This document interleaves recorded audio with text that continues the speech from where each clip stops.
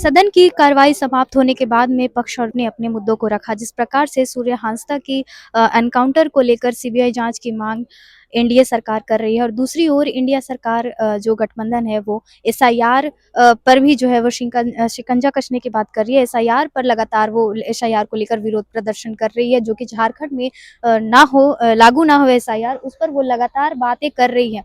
आखिर उनका क्या कुछ कहना है, बातें सुनते हैं। देखिए, एक चीज आप जानते हैं कि बहुमत का दुरुपयोग कौन कर रहा है। हम तो जनता की डिमांड के साथ में है। जनता का, भारतीयों का लोकतंत्र पे जो विश्वास है वो कम ना हुए, वे अपने मतों का प्रयोग करके एक अच्छी चुनी हुई सरकार अपने मन मुताबिक वो लावे, हम उसका समर्थन करें। तो बहुमत का दुरुपयोग तो केंद्र में बैठी हुई सरकार कर रही है। आपने जिस प्रकार से 130वां संशोधन ला करके उन्होंने देश को एक झटका देने का काम किया है, एक और लोगों को डराने का काम किया है, जनप्रतिनिधियों को एक डराने का जो काम किया है वे कर रहे हैं। हम तो जनतंत्र को बचाना चाह रहे हैं। एसआईआर के माध्यम से तो ऐसे मतदाताओं को चिन्हित किया जा रहा है जिनका 2 से 3 जगह नाम है। नहीं तो एक चीज है, हम उस त्रुटि पे सुधार की डिमांड कर रहे हैं। आप करिए, आप वोटर पुनरीक्षण से हम रोक नहीं रहे हैं। आपका जो समय सीमा है आप उस पे करिए, लेकिन जिस प्रकार से बिहार में अभी जो कर रहा है, चुनाव से ठीक पूर्व कर रहा है, उनको तो अवसर नहीं मिलेगा। अच्छा, एक चीज मुझे आप बताइए, एक अगर जो है कि खेती गृहस्थी करने वाला एक प्रिमिटिव ट्राइब्स का अगर ये लोग अगर काट देता है, क्या वो अपना वोटर कार्ड इन 2 महीना में सुधार कर पाएगा क्या? जब उसका वोटर लिस्ट से नाम कटेगा तो एक जानते हैं उसका सबसे बड़ा नुकसान क्या है कि उनका अकाउंट वगैरह जो बैंक में खुला हुआ है ये भी प्रभावित होता है। तो भारतीय जनता पार्टी को ये आम लोगों का चिंता नहीं है, वो तो सिर्फ बड़े लोगों को प्रस्ताव लाने का क्या औचित्य हो गया? प्रस्ताव लाने का इसलिए औचित्य हो गया कि यहाँ पे अफरा तफरी ना हो आने वाले दिनों में। यहाँ पे अगर वोटर पुनरीक्षण कार्यक्रम होते हैं तो यहाँ पे अपने नियम अनुसार बीएलए बीएलओ अपना नियुक्त हो और वो करे। हम उस पर नहीं कर रहे हैं कि आप एड मत करिए या काटिए मत। जिसका मृत्यु हो गया निश्चित तौर से काटिए। कह रहे कि आप लोग तो बांग्लादेशियों को ये कह रहे कि आप लोग रेगुलराइज हो जाइएगा। अच्छा, सरकार इनकी है, केंद्र में कहाँ चिन्हित कर पाया? हम भी विरोध करते हैं बांग्लादेश का। अगर इन लोगों का है कहीं पे तो ये लोग चिन्हित करें ना, हम भी उसका विरोध करेंगे कि भाई ये बांग्लादेश से आया है, भूटान से आया है, जापान से आया है, इंग्लैंड से आया है। देखिए, एक चीज है, एसआईआर ये लोग करता है, उसमें जो दस्तावेज मांगा गया है अमित शाह दे पाएंगे क्या? स्मृति ईरानी दे पाएंगी क्या? संजय सेठ दे पाएंगे क्या? ऐसा क्या मांग लिया गया है? आप जो है कि आधार को नहीं मान रहे हैं। हाँ, आप आधार को नहीं मांग रहे तो उनके पास में क्या दस्तावेज है हमको बता दीजिए। भाजपा का वो दस्तावेज है क्या? उनका क्या दस्तावेज है? ना उनका जमीन है यहाँ पे, पुश्तैनी जमीन तो नहीं है यहाँ पे। आज अगर हम देखें तो पुश्तैनी जमीन तो उनका नहीं है, फिर क्या आधार दिखाएंगे वो? इसका मतलब आप बिजली बिल को भी नहीं मान रहे हैं। अच्छी बात है कि अगर हम भी चाह रहे हैं कि एक व्यक्ति एक वोट करे, चाहे देश का किसी भी कोना में रहे, लेकिन आपको आधार को तो मानना पड़ेगा। आधार के साथ लिंक करा दीजिए, सब कुछ ठीक हो जाएगा।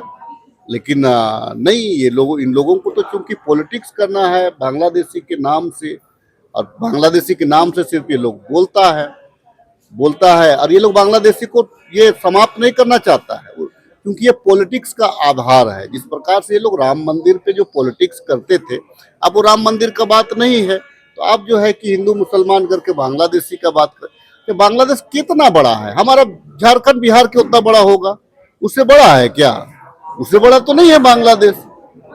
लेकिन अब उसकी राजनीति करें, वही कहा जाता है ना, कहाँ समुद्र का जो है तुलना आप जो है एक पोखर से कर रहे हैं। कितना आया होगा?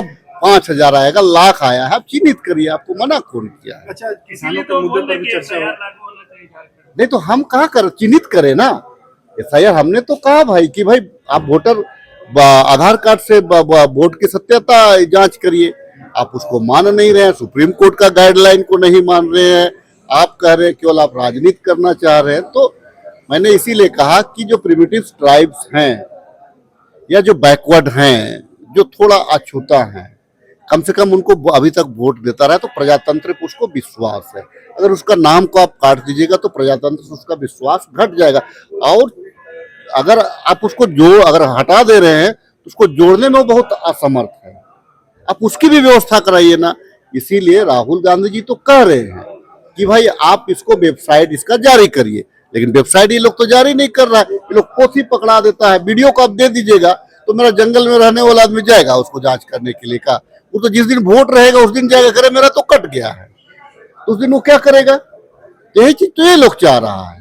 ये देखिए, इन लोगों को पूरा अनुमान, इन लोग का आदमी घूमता है और इन लोग को लगता है कि हम यहाँ पे हारेंगे, तो ये लोग जो है ना कि वहां पे दूसरे पक्ष के लोगों को अनुमान से जो वोट नहीं देना होता है उनको पक्ष जान लेता है, उसका काटता है और उसके जगह में और वोट को एक्स्ट्रा जोड़ता है। यही काम इन लोगों का है, भाजपा वालों का। दिल्ली में किया, हरियाणा में किया, महाराष्ट्र में किया, कई एक जगहों पे किया, मध्य प्रदेश में किया। झारखंड में करते तो आपकी सरकार नहीं बनती। कहने का मतलब क्या है कि ये लोग वास्तव में चोरी कर रहे हैं। चोर तो हम तो प्रमाणित कर रहे हैं भाई कि ये लोग आप चोरी कर रहे हैं। झारखंड में आपने क्या तांडव नहीं किया? झारखंड में तो आपने वो तांडव, हमारी सरकार थी कि आपको हमने करने नहीं दिया। हमारी सरकार ना होती तो क्या लगता है कि चुनी हुई सरकार आ पाती क्या? अच्छा, किसानों के मुद्दे पर बहस चली तो क्या लग रहा है कितना सार्थक रहा ये बात? देखिए, किसानों के मुद्दे पे सरकार चाह रही है कि जितने भी नुकसान हुए हैं, चाहे व्यक्तिगत किसी का नुकसान हुआ है, जानवर नुकसान हुआ है, व्यक्ति नुकसान हुआ है, घर नुकसान हुआ है, रोड नुकसान हुआ है, तो ये तमाम चीजों का आकलन उपायुक्त के माध्यम से तमाम माननीय विधायकों को कहा गया है कि आप आकलन का रिपोर्ट जो है उपायुक्त के माध्यम से सरकार तक पहुंचाए। ये काम तो आपको करना पड़ेगा। अगर अधिकारी नहीं कर रहे हैं तो जनप्रतिनिधि होने के नाते हमारा भी दायित्व बनता है कि वो जहाँ पे छूट रहा है उसको जुड़वा करके हम भिजवाए ताकि उसको मुआवजा मिल सके। और हम प्रयास कर रहे हैं कि जैसे आपदा मंत्री का कहना है कि हमारे पास 5,000 करोड़ रुपया है, अगर रिपोर्ट आ जाएगा तो उन्होंने आश्वासन दिया है कि हम बहुत जल्द इसका भुगतान कर लेंगे। बहुत लोगों का आपदा, बरसात का मतलब है कि सांप बिच्छू का भी मामला है, पेड़ गिरना भी मामला है, वज्रपात भी मामला है, कई एक तरह के मामला है, बिजली करंट भी मामला है। ये तमाम चीजों का जहां जहां हुआ है, जो जो रिपोर्ट आ रहा है उसका पेमेंट हो गया है। अभी तक में 48,000 करोड़ हो गया है, 48 करोड़ हो गया है। बाकी जितना होगा तो करने का प्रयास करेंगे। सरकार ने रिपोर्ट का अपेक्षा किया है, हम रिपोर्ट देंगे और सरकार मुआवजा अपने लोगों को दिलाएंगे। आज एक गंभीर चर्चा हुई है। कई मान्यों ने इन बातों को संज्ञान में लेकर आने का काम किया है और एक चर्चा हुई और मुझे पूरा भरोसा है कि जैसे हम लोग कोविड जैसे आपदा को अगर अच्छे प्रबंधन से राज्य ने उसको अच्छे से मैनेज किया था, तो आदरणीय मुख्यमंत्री जी के नेतृत्व में ये जो अतिवृष्टि बारिश से जो परेशानी हुई है उसका भी समाधान किया। SIR का विरोध का प्रस्ताव विधानसभा में लाया गया। संसदीय कार्य मंत्री ने इस प्रस्ताव को लाने का काम किया और राज्य सरकार SIR के इस प्रक्रिया का विरोध करती है। प्रस्ताव विधानसभा से पारित किया गया। देखिए, सबसे ज्यादा प्रभावित अगर इस बारिश से हुए हैं तो किसान हुए, धान का फसल प्रभावित हुआ है। साथ ही साथ सब्जी की बात करें या मोटे अनाज की जो खेती इस वक्त हो सकती थी उसको बहुत नुकसान हुआ है। किसानों को कैसे इस नुकसान की भरपाई की जाए इसके बारे में चर्चा हुई और इस चर्चा से मुझे पूरा भरोसा है कि ऐसे समाधान निकल करके आएंगे जिससे यहाँ के किसानों को संबल मिलेगा। लाइव लगातार के वीडियो को लाइक करें, सब्सक्राइब करें और बेल आइकन को दबाना न भूलें।